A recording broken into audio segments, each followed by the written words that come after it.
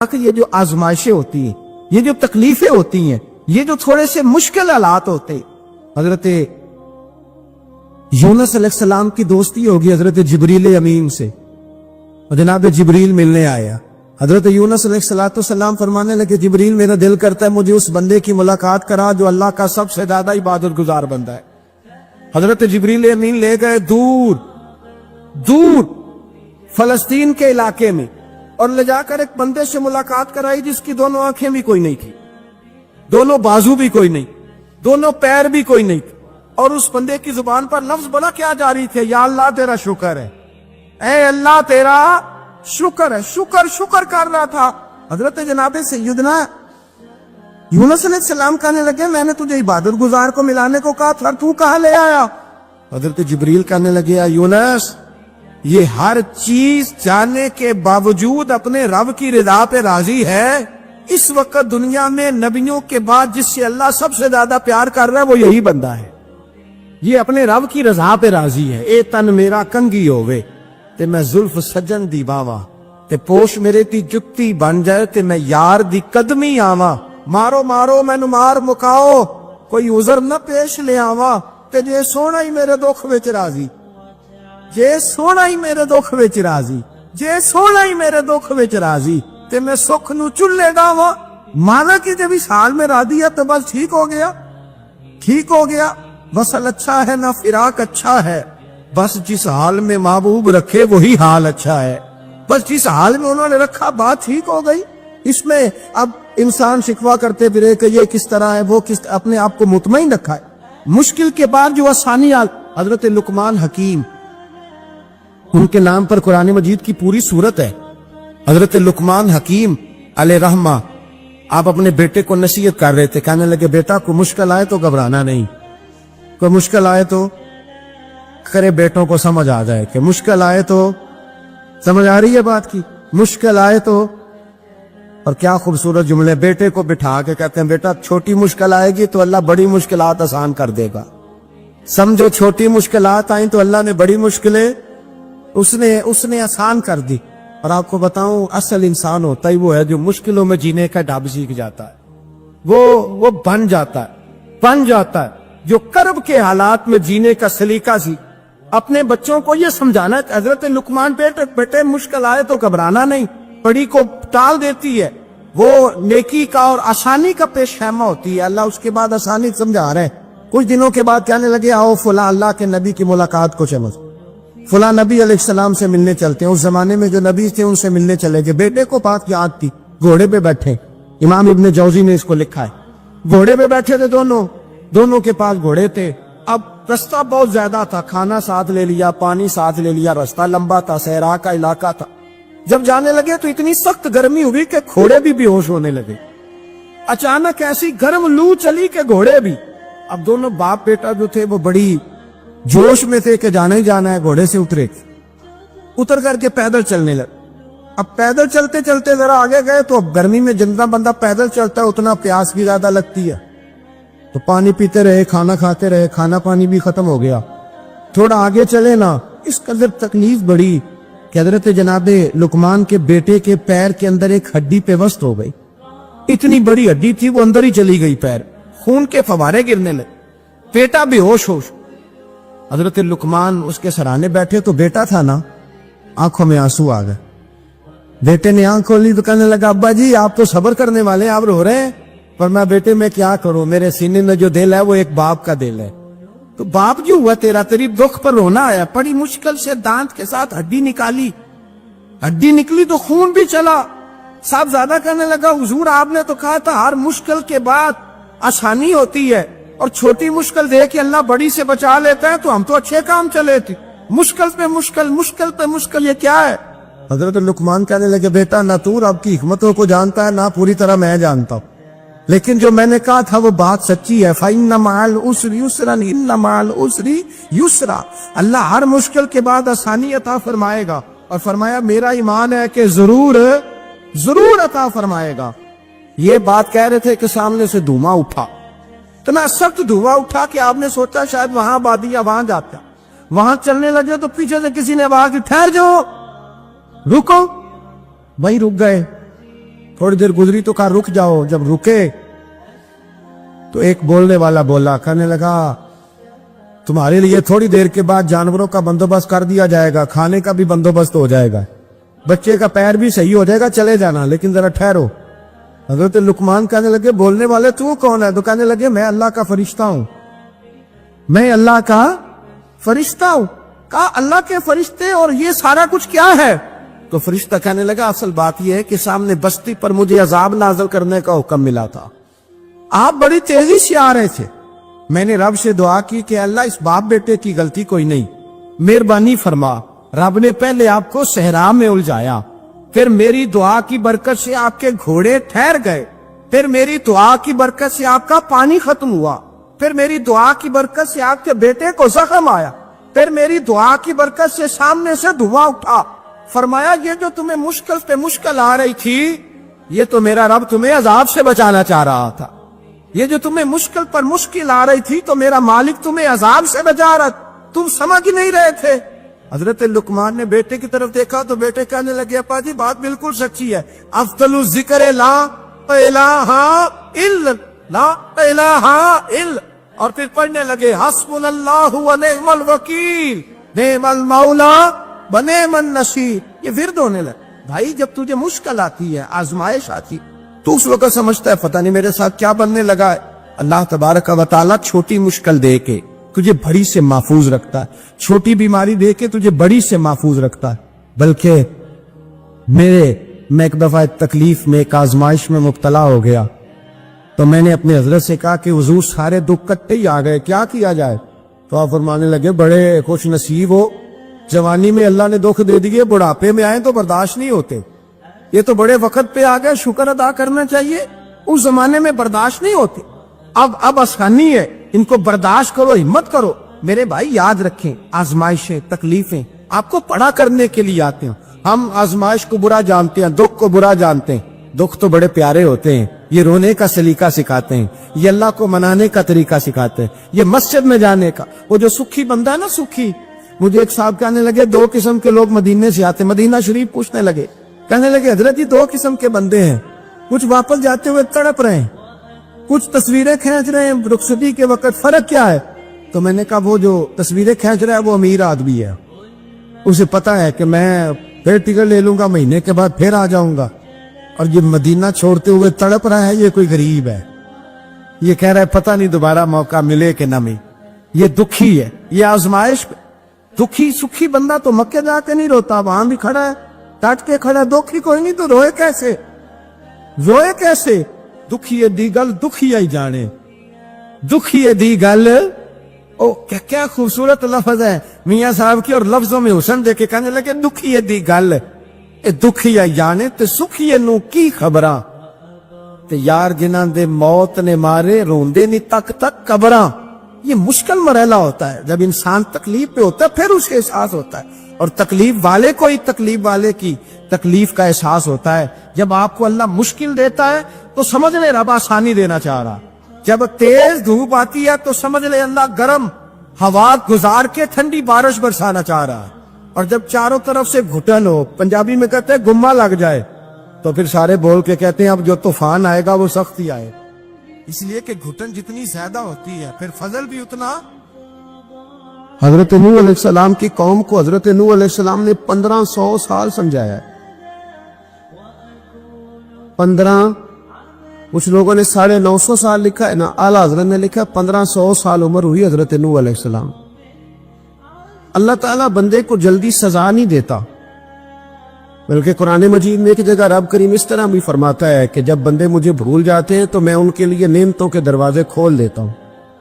बंदा समझता है कि मैं कुछ तो है ना कि मेरे अंदर, कि मैं जिधर जाता हूं खैर ही खैर हो जाती है, वो समझता है कि मेरी अकल है, हालांकि अल्लाह उसे ढील देता है, अल्लाह उसे ढील देता है। गुनाहों की सजा के 3 तरीके, एक है मुतनब्बे करना, तंबी करता है अल्लाह, बंदा मुतनब्बे हो जाता है, ये अल्लाह का बहुत बड़ा एहसान होता है। एक होता है मोहलत देना, और एक तीसरा होता है अल्लाह खुफिया तदबीर करता है। थोड़ा सा समझिएगा, इंसान पर कोई आजमाइश आई, फौरन اس کی چھٹی اس نے کہا کہ وہ فلاں جگہ غلطی کی تھی تب ایسا ہوا ہے. ہوتا ہے نا کئی دفعہ آواز آتی ہے نا اندر سے, چلے بول دے کچھ نہیں ہوتا آپ کو. اللہ جانتا ہے یہاں کوئی کچھ نہیں کہے گا آپ کو, اور ہماری تو ویڈیو بھی نہیں گھومتی, یعنی خبر بھی نہیں ہو کہ کس نے ہاں کر دی کس نے نہ کر دی. آپ بغیر ٹینشن کے بات چیت کریں, آج کچھ نہیں ہوتا انشاءاللہ تعالی. آتی ہے اندر سے آواز. میں آپ سے اس لیے ان چیزوں کی تصدیق کراتا ہوں کہ باقیوں کو بھی آتی ہے کہ نہیں, اس لیے تصدیق. کبھی کوئی کسی جگہ انسان پریشان ہوتا ہے تو محسوس کرتا ہے کہ وہاں مجھ سے ہوتا ہے نا جی, جس کو یہ نصیب ہو جائے بڑا خوش نصیب آدمی ہے. حضرت مولا علی فرماتے ہیں اگر تجھے دنیا میں سزا مل گئی تو بچ گیا ہے, سمجھ پھر اللہ کرم کرے گا, آخرت میں سزا نہیں دے گا.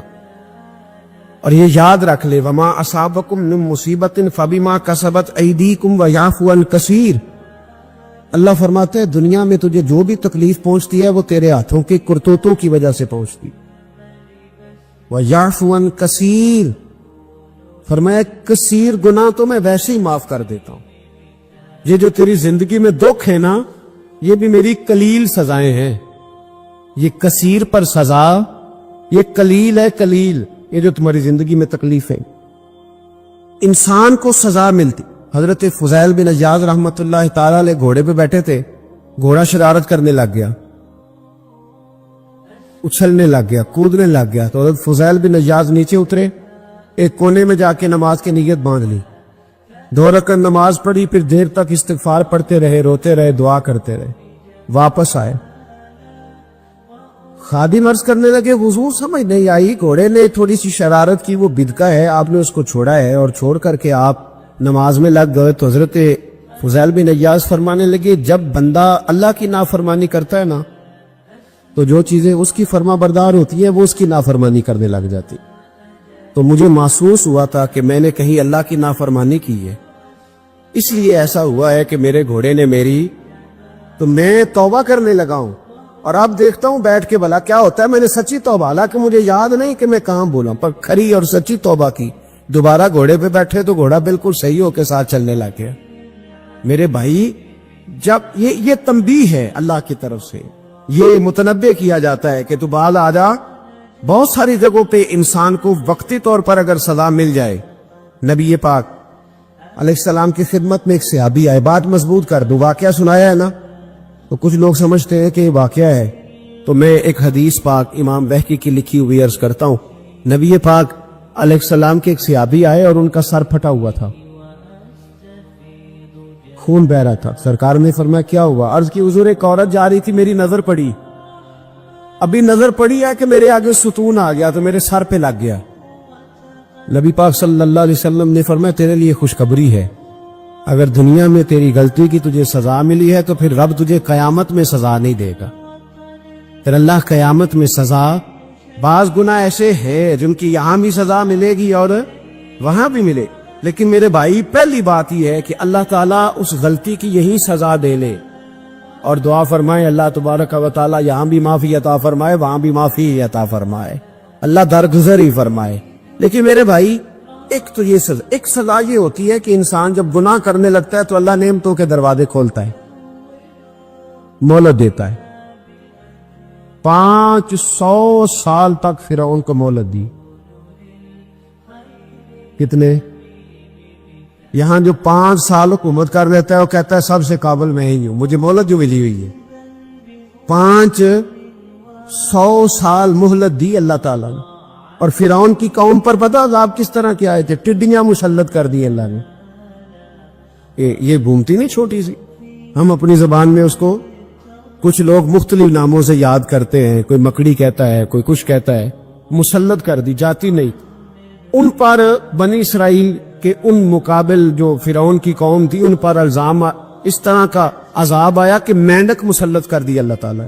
برتن کھولتے تھے اندر مینڈک نکلتا تھا, دنیا کی ہر دوائی استعمال کرتے تھے لیکن مینڈک نکل آتا تھا. تھوڑا سا سمجھا کریں چیزوں کو. ہمارے رنگ نہیں زیادہ گورے کہ ہم پر عذاب نہیں آتا. کوئی بہت زیادہ اللہ تعالیٰ معاف فرمائے دولت نہیں جمع کرا بیٹھے شاہی خزانے میں کہ ہم سے پوچھا نہیں جائے. یہ مہلت ہے, مہلت کو مہلت سمجھو. جب پکڑ آتی ہے نا اللہ کریم کی, میں نے دیکھا ہے کروڑوں روپیہ, 6 اولادیں, ایک شخص کے بچے باہر سے آ رہے تھے، وہ بندہ بیمار تھا. مجھے کہنے لگا حضرت جی دعا کریں میں ان کے آنے سے پہلے پہلے مر جاؤں ورنہ آ کے مجھے مار دیں گے. دعا کریں. اتنی بے سکونی، کروڑوں روپیہ پڑا تو یہ عذاب نہیں؟ کوئی ضروری ہے کہ پتھر ہی برسیں گے تو سمجھ آئے گی؟ یہ جو سگا بیٹا بوڑھے باپ کے قریب سے گزر جاتا ہے، سلام نہیں لیتا، تو اس کو عذاب نہیں سمجھتے؟ یہ جو امت کی بیٹیاں، امت کی بچیاں، ہماری بچیاں ایک ایک سال کے اندر 75 ہزار بچی ایک ایک ڈویژن سے بھاگ کے شادی کر رہی ہے، اور ایک ایک صوبے سے، تو اس کو آپ اللہ کا عذاب نہیں سمجھتے؟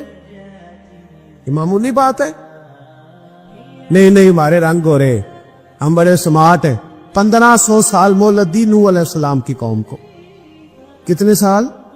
بول کے بتائیے، بول کے دوبارہ بولیے. 1500 سال. کوئی آدمی اپنی سمارٹنس پہ خوش نہ ہو جائے کہ 20 سال ہو گئے میں تو نافرمانی بھی کر رہا ہوں، روٹی بھی پک رہی ہے، میں تو حرام بھی کھا رہا ہوں، پھر بھی سب ٹھیک ہے. 1500 سال مہلت دی. پھر حضرت نوح کہنے لگے اللہ میں نے تو بڑا سمجھایا، نہیں باز آتے. تو رب کریم نے فرمایا کشتی بناؤ. اللہ کے پیغمبر کشتی بنانے لگے تو قوم مذاق اڑانے لگ گئی. اب کیا کرنے لگے ہو؟ اب کشتی بنانے لگے ہو، خیر تو ہے، قوم مذاق اڑا رہی ہے. حضرت نوح علیہ السلام کا آپ نے کشتی بنائی، پانی کہاں سے نکلا؟ نہ بارشیں ہوئی، نہ سیلاب آئے. ایک تندور تھا، اس کے اندر سے پانی نکلنا شروع ہو. کبھی تو دور سے بھی پانی نکلا ہے، پر جب نکالنے والا چاہتا ہے تو وہاں سے بھی ایک تندور سے پانی نکلا.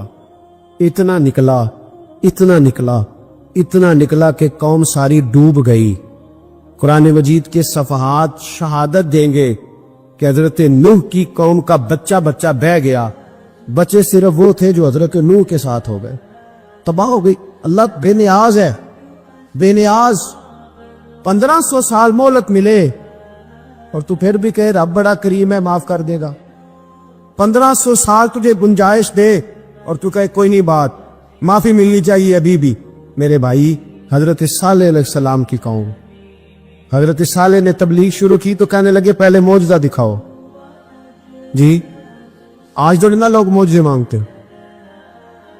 ہیں، آج بھی لوگ کرامتیں اور معجزے، اللہ معاف کرے، جو چیزیں معجزہ تو ہو نہیں نہ سکتا، لیکن آج بھی لوگ، آپ یقین کریں، کہتے ہیں یہ بڑی نمازیں پڑھتا ہے تو پھر بخشا کیوں نہیں گیا، پھر کیوں نہیں منو سلوا کیوں نہیں اترا اس پر، پھر میں بھی اسی طرح ہی ہوں، کیا اس کے اندر خوبی آ گئی؟ مولوی بھی ویسے ہی ہے، سوری بھی ویسے ہی ہے.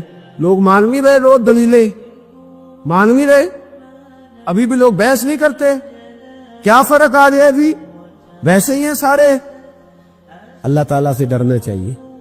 ہمیں سامنے والے کی طرف دیکھ کر صحیح ہونے کا حکم نہیں ہے، ہمیں اپنی اصلاح کا حکم ہے.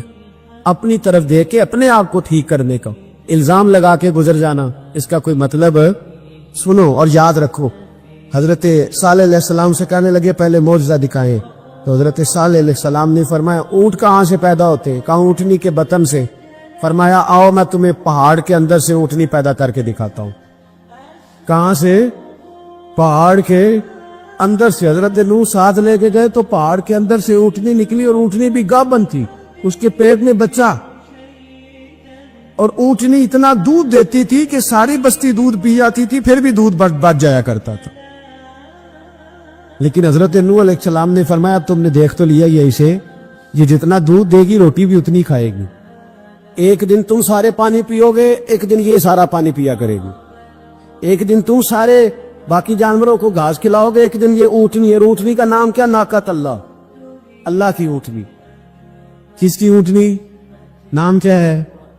اللہ کی. یہ اللہ کی اونٹنی ہے. تو حضرت نوح علیہ السلام کی اونٹنی. فرمایا اس کی بے ادبی نہ کرنا.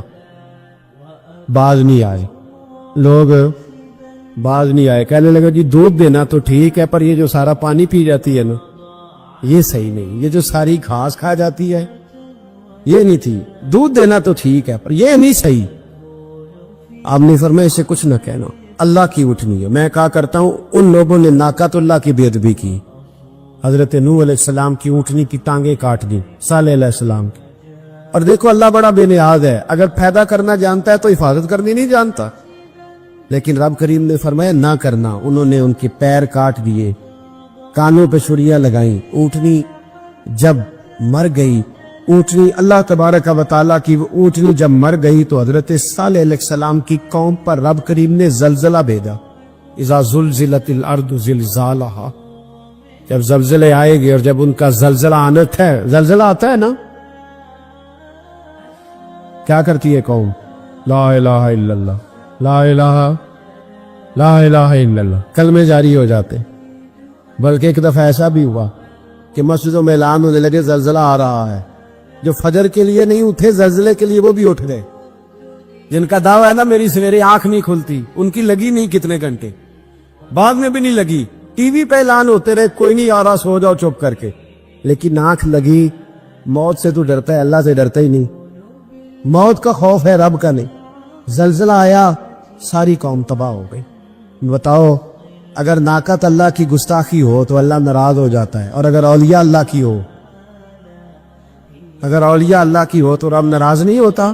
شرم نہیں آتی لوگوں کو داتا صاحب کی بے ادبی کرتے، شرم نہیں آتی لوگوں کو غوث اعظم کی گستاخی کرتے، حیا نہیں آتی جنہوں نے دین پھیلایا ان کی بے ادبی؟ میں درد سے کہتا ہوں، رو کے کہتا ہوں، اور اگر کلیجہ پھٹ سکے تو میں دکھاؤں زخم کتنے۔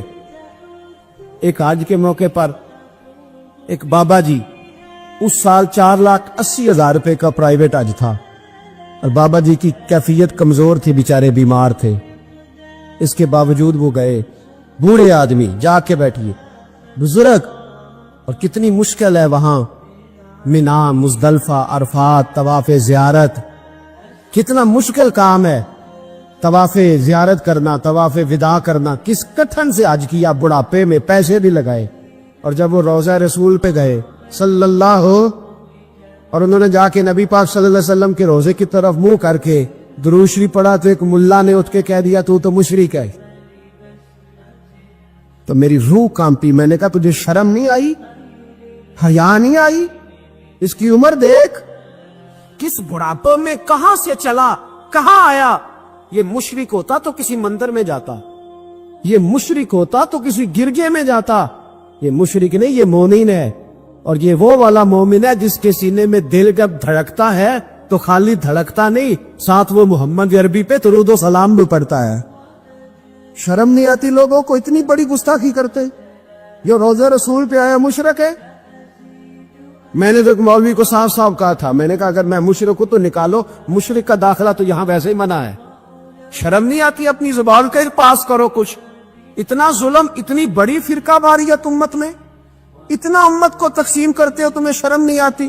جہاں سے اتحاد کا پیغام دینا چاہیے وہاں سے تم لوگوں کو فرقے کا پیغام دیتے، ایک مقصود فرقے کی تبلیغ کرتے ہو۔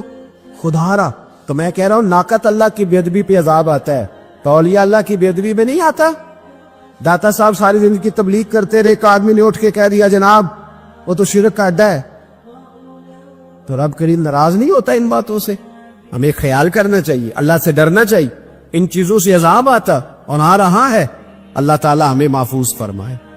اللہ ہمیں اس سے قوم لوط پہ بھی عذاب آیا۔ ہم جنس پرستی،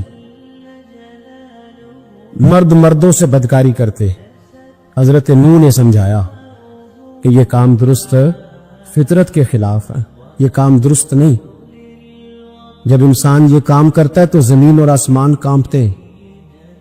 اب میں کیسے کھول کے بتاؤں، میرے پاس اعداد و شمار ہے کہ پاکستان کے اندر اس کام کی کیفیت کیا ہے، اور کس طرح کر کے لوگ، میں تو رونا روتا رہتا ہوں داڑھی کا۔ لوگ کئی دفعہ کہتے ہیں حضرت صاحب پہلے بھی آئے تھے تو داڑھی کی بات، پھر بھی آئے تو داڑھی کی بات، تو میں رونا روتا ہوں۔ اس لیے روتا ہوں کہ جو کلین شیو نوجوان ہوتا ہے وہ امرد کے حکم میں ہے، اس پر وہی حکم لگتا ہے جو عورت پہ لگتا ہے، اس کے ساتھ مرد کا اٹھنا بیٹھنا اسی طرح ناجائز ہے جس طرح عورت کے ساتھ۔ حضرت جنید بغدادی رحمت اللہ تعالی علیہ کے سامنے ایک شخص نے کہا وہ کتنا خوبصورت نوجوان جا رہا ہے، تو آپ فرمانے لگے تو حافظ قرآن نہیں؟ کہا ہاں۔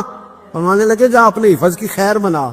وہ شخص کہتا ہے میں نے اس بغیر داڑھی والے کلین شیو نوجوان کو بری نظر سے دیکھا، مجھے قرآن پاک ہی بھول گیا، سارا قرآن پاک بھول۔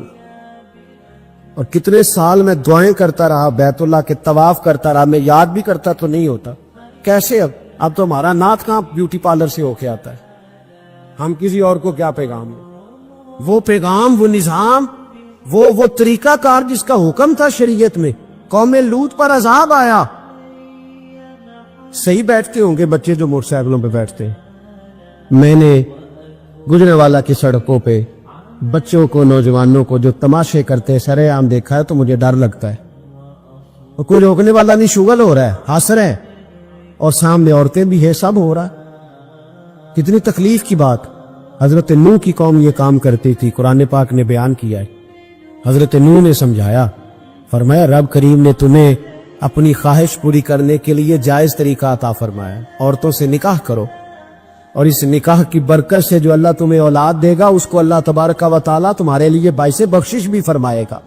لیکن جب قوم نہ مانی تو جو قوم لوط کا عمل کرے اس کا علاج قرآن نے بیان فرمایا کہ آسمان سے پتھر برسیں گے.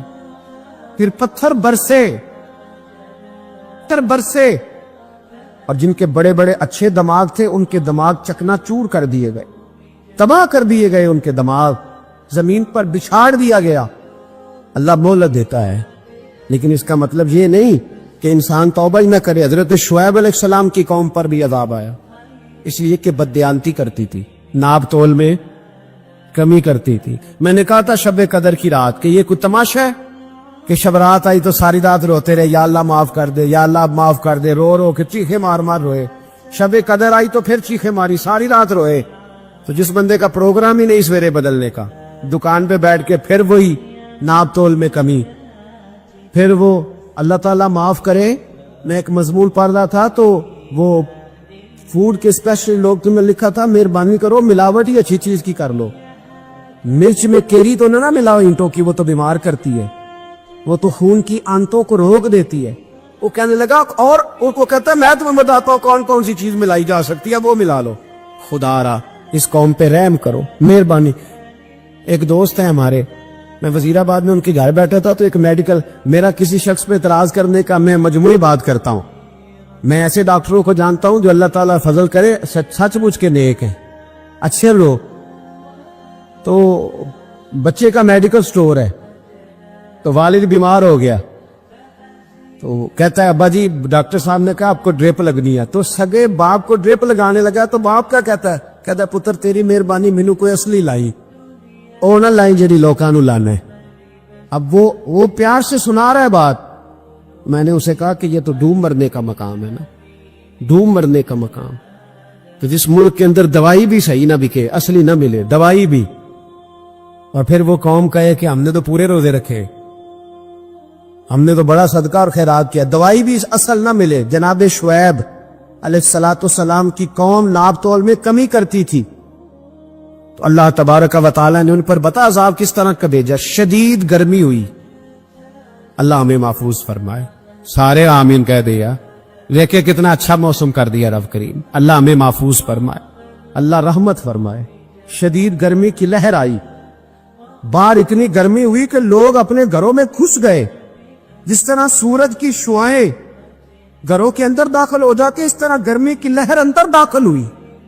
اور جس طرح کسی کو آگ لگ جائے تو وہ آدمی اچھلتا کودتا ہے نا, اس طرح یہ لوگ اچھلنے لگے اور اچھل کود کے مر گئے. جرم کیا تھا؟ ناب تول میں کمی کرتے. حضرت داؤد کی قوم بھی تباہ ہوئی. جرم کیا تھا؟ ہفتے والے دن مچھلیاں نہیں پکڑنی تو یہ پکڑتے تھے. حکم ہے نا مسلمان کو نماز کے ٹائم کوئی اور کام نہیں کرنا, نماز پڑھنی ہو. میرا خیال ہے مسلمان تو فٹافٹ آ جاتے ہیں, سارے ہی پہنچ جاتے ہیں نا مسجدوں میں. ہلکا ہلکا بول رہے ہیں, آؤ, کیوں نہیں پہنچتے؟ اگر حضرت سیدنا, اور پتہ انہیں صلاح کیا ملی, اللہ نے فرمایا اس ٹائم عبادت کرنے میں کام نہیں کرنا, وقت نہیں ہے کام کا. انہوں نے مچھلیاں پکڑی, 12,000 لوگ تھے. پتہ ہے مالک نے صلاح کیا دی؟ بندر بنا دیا اللہ کریم. قرآن مجید کا پہلا سپارہ پڑھے, فَجَعَلْنَاهَا نَكَالًا لِمَا بَيْنَ يَدَيْهَا وَمَا خَلْفَهَا. اللہ فرماتے پچھلوں کے لیے بھی عبرت بنا دیا, بعد والوں کے لیے بھی عبرت, نشان عبرت بنا دی. بندر بن گئے, اور جو ان کے دوست جو بچ گئے تھے ان کے پیر چومتے تھے, روتے تھے. آپ کے پاس جتنی بھی نعمتیں ہیں ان کو اگر آپ شمار کریں تو کبھی آپ کہیں گے کہ ساری نعمتوں میں آنکھ زیادہ ضروری ہے، کبھی کہیں گے کان زیادہ ضروری ہے، کبھی کہیں گے زبان زیادہ ضروری ہے، کبھی کہیں گے دل زیادہ ضروری ہے، کبھی کہیں گے روح زیادہ ضروری ہے. لیکن میں آپ سے عرض کروں ان ساری چیزوں کے بغیر گزارا ہو سکتا ہے، رسول کائنات کی غلامی کے بغیر گزارا نہیں ہو. کیوں؟ اس لیے کہ اگر حضور کی شفقت نہ ہو، نبی پاک علیہ السلام کی رحمت نہ ہو. وہ ابن القیم نے ایک جگہ پہ کہا تھا کہ یہ حضور نے ہمیں انسان بنایا ہے، یہ نبی پاک علیہ السلام نے انسانیت کے اسباق پڑھائے ہیں. اخلاقی رویے کیا ہوتے ہیں؟ حضور نے بتلائے ہیں. اگر حضور کا کرم نہ ہوتا تو انسان ایک دوسرے کو کاٹ کے کھاتا. یہ حضور نے بتلایا ہے کہ تم نے کس طرح زندگی کو گزارنا ہے. محبوب کریم علیہ السلام کا وجود نور ایک ایسی چیز ہے کہ اگر وہ کائنات سے معاذ اللہ سائڈ پہ کر دیا جائے تو اس کائنات کا قائم رہنا کسی صورت بھی ممکن ہے ہی نہیں. اسی لیے تو اقبال نے کہا تھا کہ ہو نہ یہ پھول تو بلبل کا ترنم بھی نہ ہو، چمن دہر میں کلیوں کا تبسم بھی نہ ہو نہ یہ ساکی تو پھر میں بھی نہ ہو، خم بھی نہ ہو، اور بزم توحید بھی دنیا میں نہ ہو، تم بھی نہ ہو. وہ بڑی بات کہہ گئے ہیں، میں نے بھی اس کو کوئی نہیں کھولنا. کہتے ہیں بزم توحید بھی دنیا میں نہ ہو، تم بھی نہ ہو، خیمہ افلاق کا استادہ اسی نام سے ہے، اور نبض ہستی تپش آمادہ اسی نام سے ہے. تو اقبال پھر ہمیں کرنا کیا ہے؟ کہنے لگے کرنا آپ کو یہ ہے کہ قوت عشق سے ہر پست کو بالا کر دے اور دہر میں اسم محمد سے اجالا کر دے. یہ کرنے کا کام ہے. اس رستے پہ آپ چل پڑے. میرے بھائی پہلی امتوں کے آپ تذکرے پڑھ لیں، کتابوں میں موجود ہیں. سورہ آراف کو دیکھ لیں، اس میں بہت ساری چیزوں کا تذکرہ کر دیا گیا ہے، اور بھی قرآن مجید کی بے شمار صورتیں ہیں. آپ ان کو دیکھ لیں، اس پر غور کر لیں. جب قومیں نہیں مانتی تھی، انکار کرتی تھی، تو اللہ تبارک و تعالیٰ انہیں تباہ کر دیتا تھا. یہ بات نہیں مانی، ختم ہو گئی. ایک مقصد ہے نا جس کے لیے کسی چیز کو بنایا گیا ہے. تو مقصد تخلیق انسانیت کیا ہے؟ کہ وما خلقت الجن والانس الا لیعبدون. جنوں اور انسانوں کو اللہ نے اپنی عبادت کے لیے پیدا کیا، اور ان کو جب عبادت کی دعوت دی گئی، جب انہیں پیغام دیا گیا اللہ تعالیٰ کی توحید کا، انہوں نے نہیں مانا. تو جس مقصد کے لیے بنایا تھا جب اس طرف ہی نہیں آئے. یہ پنکھا لگایا جاتا نا ہوا کے لیے، تو اگر پنکھا ہوا نہ دے تو اس کا کچھ چھت پہ کام ہے، اس کو اتار کے تو آپ سکریب والے کے پاس بھیج دیں گے، بھی ختم ہو گئی بات. تو مقصد جو تھا نا اللہ کی عبادت تھی. تو جب قومیں اللہ کی عبادت کی طرف نہیں آئیں تو اللہ نے انہیں تباہ کر دیا اور صفحہ ہستی سے مٹا دیا. اللہ تعالیٰ کے پیارے محبوب علیہ السلام نے کفار مکہ کو، قریش کو، عالم عرب کو، عالم انسانیت کو دعوت دی. وداعیا الی اللہ باذنہ وسراجا منیرا. اس منصب پر فائز ہو کر حضور نے دعوت دی. جب انہوں نے دعوت کا انکار کیا، حضور نے انہیں عذاب سے ڈرایا، اللہ کے عذاب سے، چونکہ حضور نذیر ہے. انہوں نے یہ کہا کہ اگر آپ کہتے ہیں نا کہ ہم پر عذاب آئے گا تو پھر آپ وہ عذاب لے آئیں، ہم پہ آئے. جب کوئی آدمی منہ سے تباہی مانگے، جب کوئی شخص اپنے منہ سے یہ کہے کہ کر لیں جو ہوتا ہے معاذ اللہ، تو اگر تو سامنے والا کمزور ہو تو شاید وہ کچھ نہ کر سکے. لیکن یاد رکھنا کئی دفعہ کمزور ہوتا ہے تو کچھ نہیں کرتا، تو کئی دفعہ مہربان بڑا ہوتا ہے. رحمان اور رحیم کئی دفعہ کرم نوازی کرتا ہے. جب انہوں نے کہا نا کہ لائیں وہ عذاب ہے محبوب جس کا آپ وعدہ کرتے ہیں، تو اللہ نے کیا فرمایا؟ فرمایا وما کان اللہ لیعذبہم وانت فیہم. محبوب رب کی یہ شان ہی نہیں کہ انہیں عذاب دے. کیوں؟ اس لیے کہ آپ ان کے درمیان موجود ہیں. اے محبوب علیہ السلام، اللہ کی یہ شان نہیں کہ انہیں عذاب دے اس حال میں کہ آپ ان کے درمیان موجود ہیں. آپ میری بات کو سمجھیں گے، غور کریں گے کہ کافروں کے درمیان اگر حضور موجود ہوں تو عذاب نہیں آتا، تو قیامت میں جب حضور مومنوں کے بیچ موجود ہوں گے، میں جو کہہ لینے دو نا کہ اساں جہاں گناہیاں دا جدوں اعمال نامہ پھرول ہوئے، پھر ذرے ذرے نے سامنے آ جانا ہے، جو جو منہ تھی بولیا بول ہوئے. اساں بھی کول حضور دے بیٹھ رہنا ہے، لکھ عمل ترکڑی تول ہوے او دے کولوں بھی رب نے حساب لینا ہے جیڑا بیٹھا ہی محمد دے کول صلی اللہ تعالی علیہ وسلم، او دے کولوں بھی رب نے حساب لینا ہے جیڑا بیٹھا ہی محمد دے کول ہوگے، جس کو کہتے ہیں قیامت حشر، جس کا نام ہے، جس کو کہتے ہیں قیامت حشر، جس کا نام ہے۔ تیرے دیوانوں کے لیے وہ دن تو جشن عام ہے، زیارت ہوگی نا حضور کی، تیرے دیوانوں کے لیے وہ دن تو جشن ہے۔ اور ایک شاعر نے اور بات کھول دی، کہنے لگا ہر نظر کانپ اٹھے گی محشر کے دن، خوف سے ہر کلیجہ دہل جائے گا۔ اچھا جی پھر کیا ہوگا؟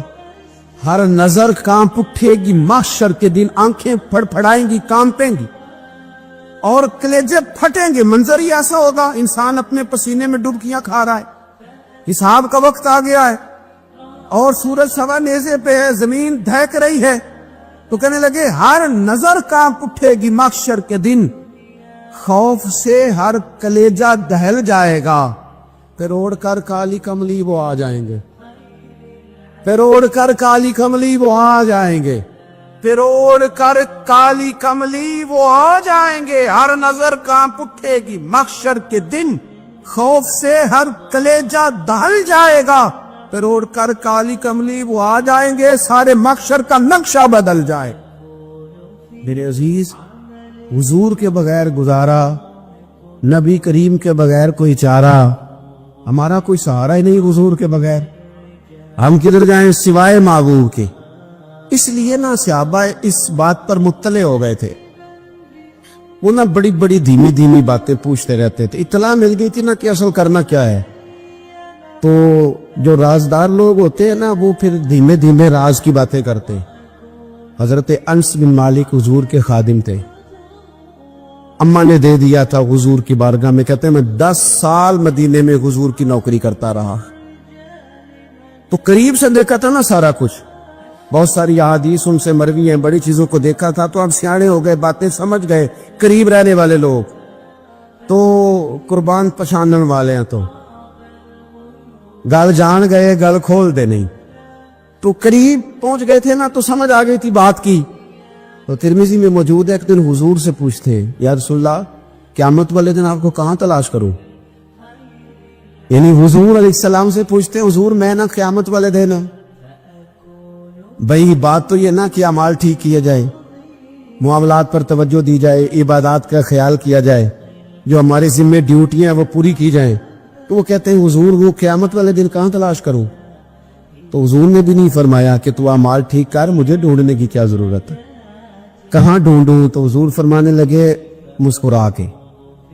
مسکرا کے فرمانے لگے، چونکہ قربان پچھانن والے ہیں، تو اے گل جان گئے، گل کھول دے نہیں۔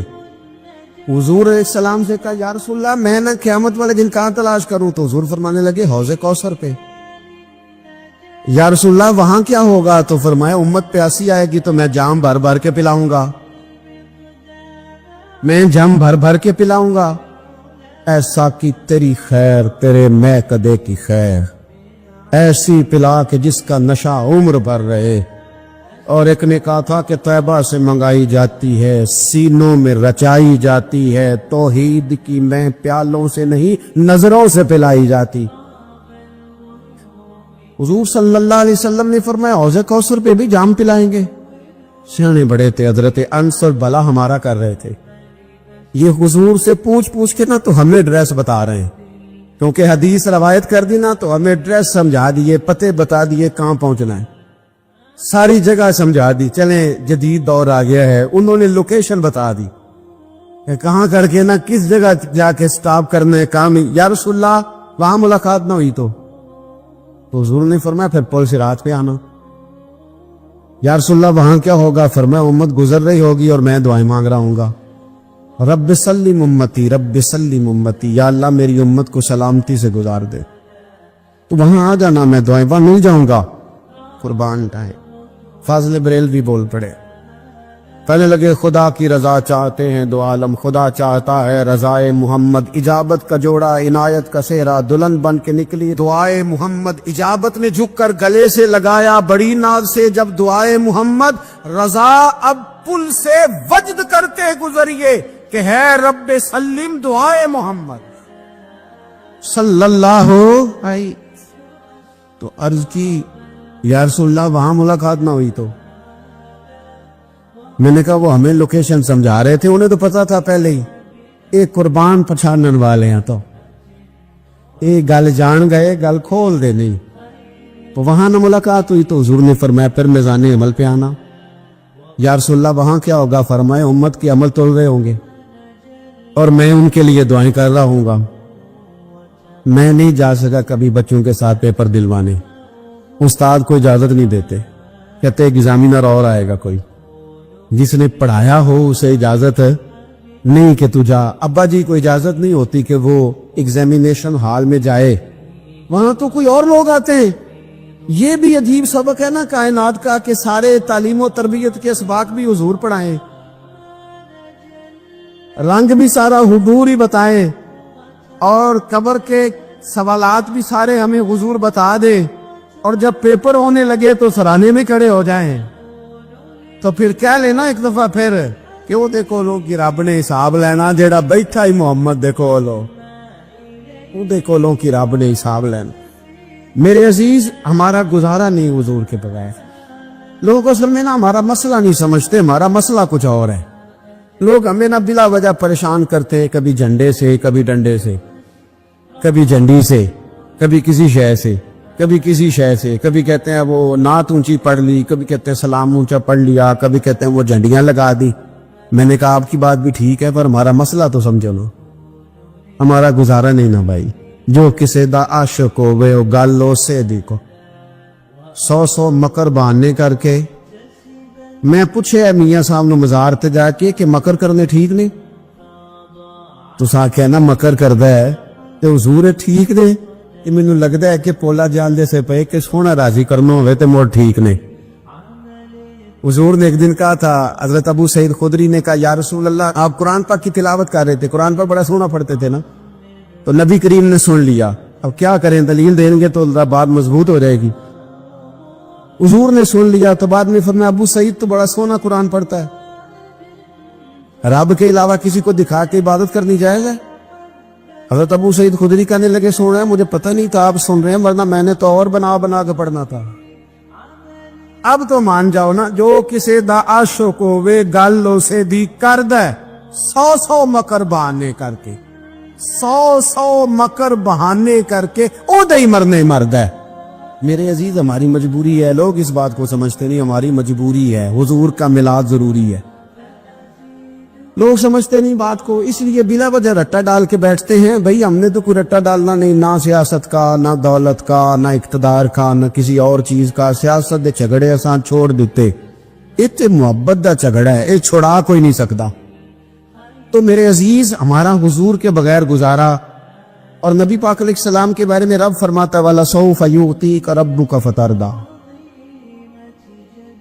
محبوب میں آپ کو اتنا دوں گا کہ آپ اپنے رب سے راضی ہو جائیں گے۔ کیا کروں میں؟ اب یہ آیت اتنی شاندار ہے۔ حضرت امام زین العابدین رضی اللہ تعالیٰ عنہ سے کسی بندے نے کہا قرآن پاک میں سب سے زیادہ امید والی آیت کون سی ہے؟ اس کا خیال تھا لا تقنطوا من رحمت اللہ، کہیں گے اللہ کی رحمت سے نا امید نہ ہونا۔ اس نے کہا حضور سب سے امید والی آیت بتائیں۔ وہ کہتا میرے ذہن میں تھا کہ یہ والی آیت پڑھیں گے، تو امام زین العابدین رضی اللہ تعالیٰ عنہ فرمانے لگے سب سے امید والی آیت ہے وَلَسَوْفَ يُعْطِيكَ رَبُّكَ فَتَرْضَىٰ، رب کہتا ہے محبوب اتنا دوں گا کہ آپ اپنے رب سے راضی ہو جائیں گے۔ آیت نازل ہو گئی تو حضور پتہ کیا فرماتے ہیں؟ صحابہ سے فرماتے ہیں رب کہتا ہے حبیب تجھے راضی کرنا ہے، اور جب تک میرے سارے غلام جنت میں گئے نہ میں نے اللہ سے راضی ہونا ہی نہیں، میں نہیں راضی ہوتا اللہ سے، سارے جائیں گے تو تب تو میں تو کہتا ہی رہوں گا نا قربان پچھانن والے آتا۔ او گل جان گئے پر گل کھول دے، او گل کھول دے نہیں، پتہ چل گیا بات کا۔ حضور کے بغیر گزارا، حضور کے بغیر کوئی چارہ ہی نہیں۔ اور خود حضور کیا فرماتے، یہ سنن ابن ماجہ ہے، میرے رسول پاک صلی اللہ تعالی علیہ وسلم ارشاد فرماتے، حدیث کے راوی حضرت ابو موسیٰ اشعری رضی اللہ تعالیٰ عنہ، حضور فرماتے کہ اللہ نے مجھے اختیار دیا۔ یا رسول اللہ کس بات کا؟ فرمایا رب نے اختیار دیا، میں چاہوں تو آدھی امت بغیر حساب کے جنت چلی جائے، اور میں چاہوں تو اللہ سے اختیار لے لوں کہ یا اللہ مجھے شفاعت کا حق دے، میں سفارش کرتا جاؤں اور تو انہیں معافی دیتا جائے۔ یہ مجھے اختیار دیا اللہ تعالیٰ نے۔ تو حضور کیا فرماتے ہیں؟ فرماتے ہیں وہ آدھی امت والا سودا نہیں میں نے قبول کیا، میں نے نہ شفاعت لی ہے، کیونکہ یہ عام تر ہے اور یہ کفایت کرنے والی ہے، یہ عام بھی ہے اور کفایت کرنے والی بھی ہے۔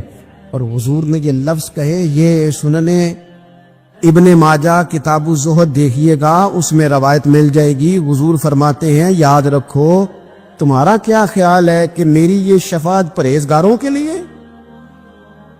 خود جملہ استفہامیہ سے بات کرتے ہیں، تمہارا کیا خیال ہے کہ میری یہ شفاعت جو قیامت میں سفارش کروں گا تو پرہیزگاروں کی کروں گا؟ حضور فرماتے ہیں نہیں، میں قیامت میں گناہگاروں کی سفارش کروں گا، میں گناہگاروں کی سفارش کروں گا، گناہگاروں کے لیے عرض کروں گا اللہ کی بارگاہ میں۔ کچھ دن پہلے میں کہیں پڑھ رہا تھا کسی کا مضمون، اس نے تشبیہ کس طرح کی دی ہے مجھے پتہ نہیں، لیکن لکھ دی بات، کہنے لگے ایک وکیل ہوتا ہے ایک شفیع ہوتا ہے، ایک وکیل ہوتا ہے ایک، حضور وکیل نہیں ہمارے، حضور ہمارے شفیع ہیں، شفاعت کرنے والے۔ وکیل یہ کہتا ہے جج صاحب سے کہ یہ جس کا میں وکیل ہوں نا، اس نے نا غلطی کوئی نہیں کی، اسے معاف کر دے۔ وکیل یوں بحث کرتا ہے، کہتا ہے اس نے کیا ہی نہیں، جرم معاف کرے۔ اور جو شفیع ہوتا ہے نا وہ کہتا ہے مالک اس نے سارے کیے، تو میرے آنے کی لاج رکھ اور اسے معاف کر دے۔ یہ وکیل اور شفیع کا یہ فرق ہوتا ہے کہ شفیع کہتا ہے سوڑیا سارے کیے ہیں، بڑے بڑے پاپ کیے ہیں، پر میں جو آ گیا تو مہربانی کرنا معافی دے دے۔ میرے عزیز حضور کے بغیر کہیں بھی گزارا نہیں ہے۔ ہم نے نا جب یہ بات سمجھ لی، اور پتہ ہے نبی کریم صلی اللہ علیہ وسلم نے آگے بڑھ کے خود بھی کئی مقامات پر اس بات کو کھول کر مختلف انداز میں بیان کیا۔ حضرت عبداللہ ابن عباس رضی اللہ تعالیٰ عنہ کی روایت آپ دیکھ لیں، یہ آپ کو مستدرک میں ملے گی۔ حضور صلی اللہ علیہ وسلم فرماتے قیامت کے دن اللہ تعالیٰ انبیاء کے لیے نور کے ممبر بچھائے گا، ہر نبی ممبر پہ بیٹھ جائے گا، ہر پیغمبر علیہ السلام اپنے ممبر پہ جلوہ فروز ہو جائیں گے، ہر پیغمبر۔ لیکن حضور فرماتے ہیں میرا ممبر خالی ہوگا۔ یا رسول اللہ صلی اللہ تعالی علیہ وسلم آپ کا ممبر کیوں خالی ہوگا؟ حضور فرماتے ہیں میں ممبر چھوڑ کے رب کی بارگاہ میں کھڑا ہو جاؤں گا، اور اس ڈر سے کھڑا ہو جاؤں گا کہیں ایسا نہ ہو کہ میں جنت میں چلا جاؤں اور میری امت رہ جائے۔ میں اپنی امت کی سفارش کروں گا، رب میری امت کی سفارش قبول کرے گا۔ فرماتے ہیں میں اتنی سفارش کروں گا، اتنی سفارش کروں گا کہ جہنم کا دروغہ مجھ سے کہے گا کہ محبوب کمال ہو گئی، آپ نے تو اپنا کوئی غلام دوزخ میں رہنے نہیں دیا، سارے آپ نے نکال دیے۔ کسی شاعر نے بڑی خوب بات کی تھی، اس نے کہا تھا کہ یاد رکھو قیامت کا جو دن ہے نا، یہ قیامت کا دن دراصل ہمارا وقت ہوگا خاص، جب ہم نبی پاک صلی اللہ علیہ وسلم کی بارگاہ میں جائیں گے تو ہمیں سمجھ آ جائے گی کہ دنیا میں ہم نے کئی دوستیاں لگائی تھی پر جھوٹی لگا بیٹھے۔